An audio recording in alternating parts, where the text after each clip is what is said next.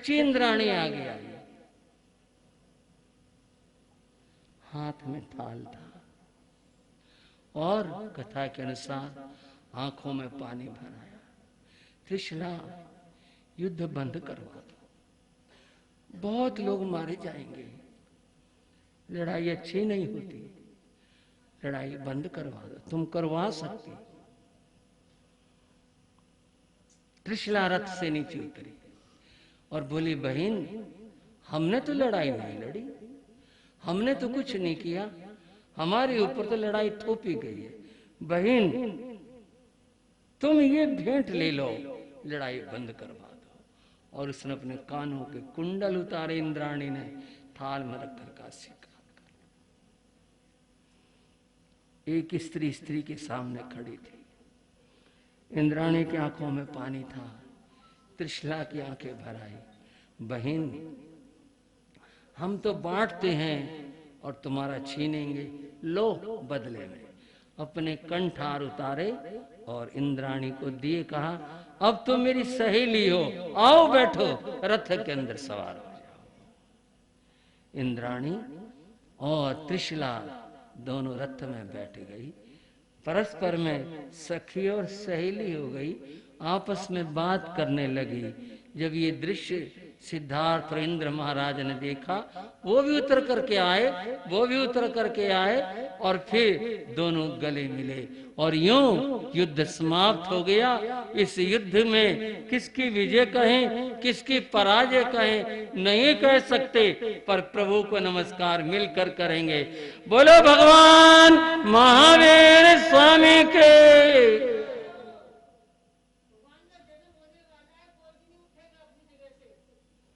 बंधुओं, देव सेना लौट जाती है, इंद्र महाराज उपहार दी करके लौट जाते हैं। सिद्धार्थ ने अपने उपहार उन्हें दिए, वो अपने राज्य को लौट आते हैं। चारों ओर हर्ष आनंद और ऐसा सुंदर सुखद वातावरण अद्भुत और अद्भुत बन गया। अब तो त्रिशला बहुत प्रसन्न है, अब तो उदासी दूर हो गई। वो जो मन के अंदर बात आई थी इंद्राणी की मैं कुंडल पहनो, वो इस तरह से दुआद पूरा होता है, बात पूरी हो गई। समय सरकता रहा, व्यतीत होता रहा, और बंधुओं यूं करते हुए और समय सरक गया। अब तो शिशु के जन्म का जो अवसर है वो निकट आ रहा है। जैसा औदारिक शरीर की स्थिति होती है वैसे यहाँ भी, भले ही वो होने वाले तीर्थंकर है, ये तीर्थंकर की माँ है, लेकिन जो सहज स्वाभाविक है प्रकृति की बात वो तो घटित होती है।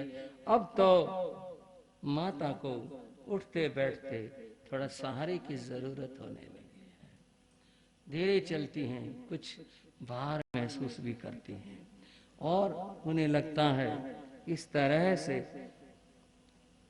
एक दिन माता के उदर में रहे शिशु होने वाले तीर्थंकर ने अपना ज्ञान लगाया, और आपको पता ही है कि तीर्थंकर को अपनी माता के उदर से ही 3 ज्ञान होते हैं, मति ज्ञान, श्रुति ज्ञान, अवधि ज्ञान।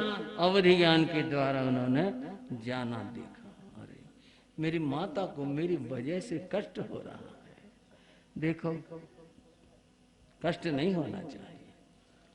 मैंने तो दुनिया को हिंसा का संदेश देना है, प्रेम का संदेश देना है, और ये इस समय कष्ट की स्थिति में है, ये दूर करना चाहिए। और ऐसा सोच करके होने वाले तीर्थंकर ने योग का प्रयोग किया और अपनी काया को समेट लिया, हल्के हो गए, काया को समेट लिया। जो शिशु की हलचल होती है अब वो महसूस नहीं होती है, सहज हो गए, हल्के हो गए, भार भी नहीं लगता, कुछ हलचल भी नहीं होती। ये बात त्रिशला को लगी, क्या बात है, अब तो भारी नहीं लग रहा, हलचल भी नहीं हो रही, क्या बात है, मेरा बच्चा ठीक तो है, कहीं ऐसा तो नहीं किसी देव ने, किसी दानव ने, किसी राक्षस ने, किसी पराशक्ति ने इसका अपहरण तो नहीं कर लिया।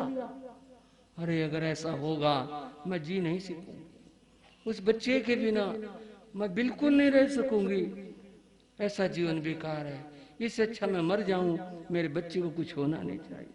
मेरे बच्चे तू कहाँ चला गया, मेरे बच्चे अब तो महसूस ही नहीं होता मुझे किस तरह से क्या हो रहा है। वो तो बैठ गई, खाना और पीना भी छोड़ दिया, उदासियों की गोदी में चली गई, एकदम से उदास हैं। महाराज सिद्धार्थ आए, पता चला पूरे महलों का वातावरण बड़ा उदासीमय है। उन्होंने पूछा, त्रिशला क्या बात हो, क्या बात होगी महाराज, मैं क्या कहूँ, बताओ तो सही।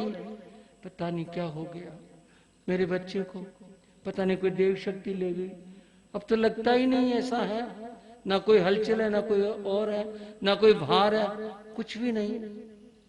देखो त्रिशला एक बात मैं बताऊं, तुम्हारा बच्चा इतना पुण्यवान है, उसकी पुण्यवानी तुम आज तक देखती रही, युद्ध में विजय मिली, इंद्र और इंद्राणी विनत होकर के गए, और फिर हर जगह हम देख रहे उनकी महिमा को। ये तो नहीं हो सकता कि उनका अपहरण हो जाए, तो और फिर क्या कहूं मैं, लगता ही नहीं मुझे कुछ भी, कोई तो बात जरूर है। और यूं कहकर तो बिसुर पड़ी, रोने लगी और बच्चे को पुकारने लगी, मेरे बेटे तू कहाँ है, फिर से अपनी उपस्थिति मुझे बता। और वो कहकर रोने लग जाती। माता का रुदन जाना उस नन्हे प्रभु ने, अरे मैंने तो अच्छा किया था, मैंने तो अच्छे के लिए किया था, मेरी माँ को कष्ट ना हो, किसी प्रकार की कोई भी इनको दिक्कत ना हो, मैंने तो अच्छे के लिए किया था। और ये तो रोने बैठ गई।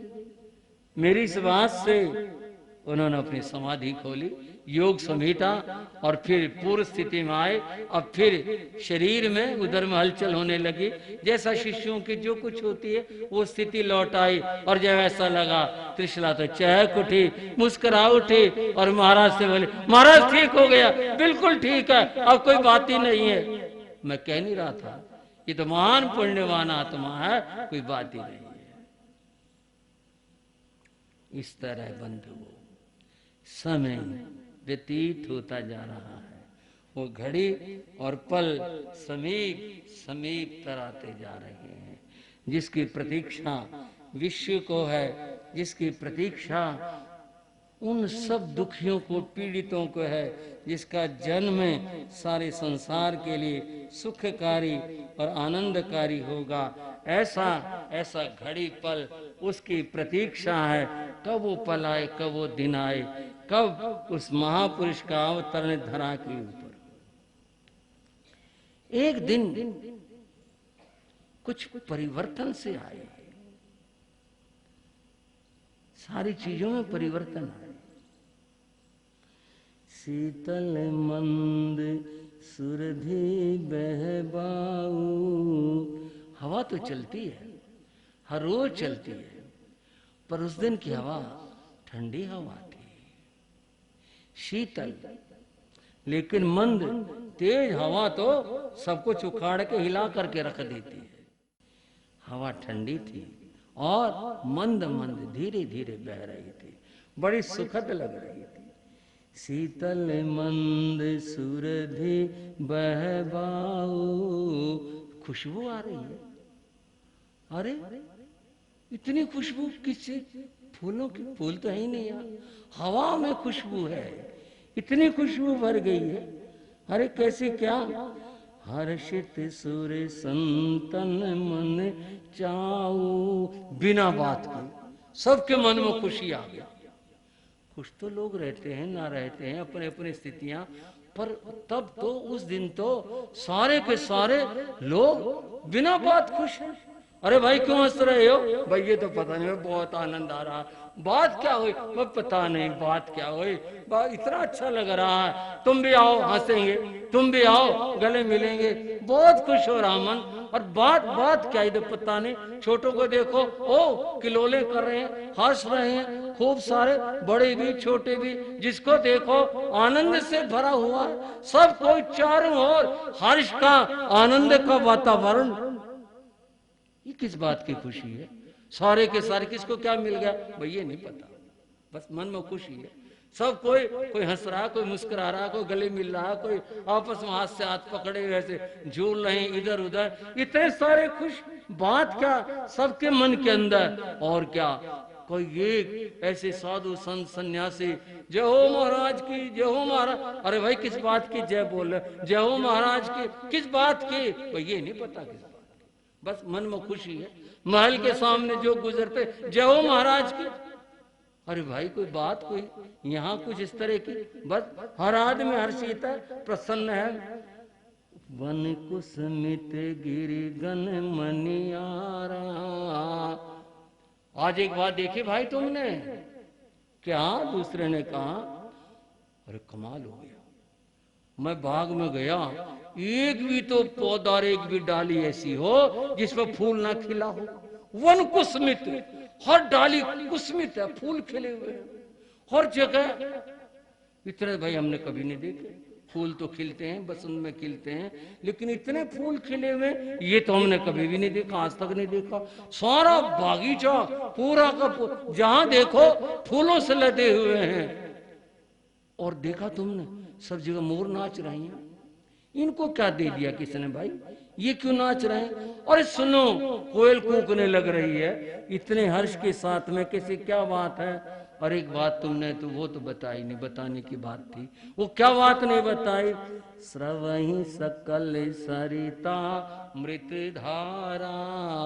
तुमने जो नदी बहती है अपने कुंडलपुर के बाहर से, बोले हाँ, उसका पानी पिया आज? बोले ना, पी के देखो। फिर क्या करा तुमने?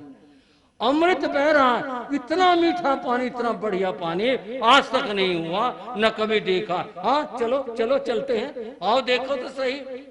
और सचमुच में इतना मधुर पानी, अमृत जरे पी करके भूख भी मिट गई, प्यास भी मिट गई। अब तो कुछ इच्छा ही नहीं रही, कुछ खाने की, पीने की, नाश्ता करने की, कुछ और करने की कोई इच्छा ही नहीं रही। हुआ क्या भाई ये नहीं पता। आज तो पता नहीं क्या हुआ, इन नदियों के अंदर भी अमृत बहने लग रहा है चारों ओर। ऐसा ऐसा अद्भुत अद्भुत वातावरण, इतना विलक्षण वातावरण, सब लोग हैरान। बस एक ही बात, किसी को काम पर जाना है, दुकान पर नहीं, कुछ नहीं, लोग खुशियां मनाते फिर रहे हैं, ऐसे आनंद आनंद मनाते फिरने लग रहे हैं। सबकी ये स्थिति। महाराज इंद्र ने अपने सभा में घोषणा कर दी। वैसे तो मैं कभी टोकता नहीं, पर मैं कहूंगा प्रभु का जन्म सुनकर जाओगे तो अच्छा रहेगा। बंधुओं, मैं टोका नहीं करता, आज तक कभी नहीं आपने देखा होगा, मैं तो सिर्फ भगवान की महिमा के लिए कह रहा हूं। बंधुओं, ऐसा हर्ष का वातावरण इंद्र महाराज ने देवों में घोषणा कर दी। 24वें तीर्थंकर भगवान का जन्म होने वाला है। सभी देवता वहां पर उपस्थित रहेंगे और सब उनकी विनय और भक्ति करेंगे। सब इस बात का ख्याल रखेंगे। सबको आदेशित कर दिया है, रानी, देवियां, दिक् कुमारियां, सबको आदेशित कर दिया है। सबके सब इस बात की प्रतीक्षा में है, वो पल वो घड़ी आए, हम सब चलेंगे वहां पर प्रभु के विनय के लिए, प्रभु का दर्शन करने के लिए। सब के सब इस तरह से हर्षित मन से। महाराज सिद्धार्थ ने जो मनुष्यों के रीति रिवाज होते हैं उनके अनुसार वहां पर नियुक्तियां कर दी हैं। राजमहलों में कह नहीं सकते सुबह शाम रात कब शिशु प्रकट हो जाएं, उन्होंने वहां भी सब नियुक्तियां कर दी हैं और सब नियुक्तियां कर दी गई हैं। चारों ओर सब लोग सांस रोके प्रतीक्षा करते हैं, वो घड़ी वो पल आए जब हमें सुनने के लिए ये मिले, हम जानने के लिए मिले। सबकी स्थितियां हैं। महाराज सिद्धार्थ स्वयं बड़े उत्सुक हैं उस शिशु का पिछले लंबे समय से, जिसकी महिमाएं होती आती हैं, देखने में आती हैं। अब देखो किस तरह से क्या घटेगा और क्या बीतेगा। एक थी दासी, वह महारानी तृष्णा की विशेष दासी थी, वो हर समय पास ही रहा करती थी। उस दासी का नाम था प्रियंवदा। प्रियंवदती, जो हमेशा मधुर बोलती थी। एक तो होता है जानबूझ के चलो भाई थोड़ा मीठा सा बोल लो, एक होता इसका स्वभाव हो, उसका तो स्वभाव ऐसा था। प्रेम बदा जब बोलती थी तो कोयल की तरह से चहकती थी, सबका ध्यान उधर जा, प्रेम बदा आ गई, प्रेम बदा बोली, प्रेम बदा कहाँ है, यूं रहा करता था प्रेम बदा के बारे में। महाराज सिद्धार्थ ने प्रेम बदा को बुलाया। प्रेम बदा महाराज देखो, जब शिशु का जन्म हो जाए ना, सबसे पहले मुझे खबर देने आना। ठीक है महाराज, आपको मैं जरूर रहूंगी, खबर देने के लिए जरूर पहुंचोगे। तो ठीक है, ध्यान रखना इस बात का। हाँ हाँ, पूरा ध्यान रहेगा मुझे, मैं और किसी काम में नहीं लगूंगी, मैं वहीं रहूंगी, और जब भी शिशु का जन्म होगा मैं आपके पास में आऊंगी। ठीक है। प्रेम बदा की ड्यूटी वहां पर लग गई। सब अपने अपने स्थान के ऊपर थे, जिसका जो जो कुछ था कर्तव्य, सब अपने कर्तव्य के प्रति बंधुओं सनद्ध सजग थे। उस ऐसे समय में दिन आता है चैत्र शुक्ला त्रयोदशी का। उस चैत्र शुक्ला त्रयोदशी के उस वातावरण, सुखद वातावरण, रात्र वेला में बंधुओं वो घड़ी और वो पल आया जबकि आकाश के अंदर मकर लगन चल रहा था और चंद्रमा जब कन्या राशि में थे और जब सौर्य ग्रह उच्च राशि में थे, कुछ स्वगृही थे, सब कुछ आकाश में अच्छा ही अच्छा, शुभ और शुभ था आकाश में, और धरती के ऊपर चारों ओर खुशबू फैली हुई थी। महारानी त्रिशला सहज थी, क्योंकि तीर्थंकर का जन्म जो होता है उसमें माँ को कष्ट नहीं होता, वो भी सहज थी। देखो जो भी कुछ घटेगा, और वो घड़ी पल आई। पहले जय बोलेंगे, अगली बात फिर करेंगे।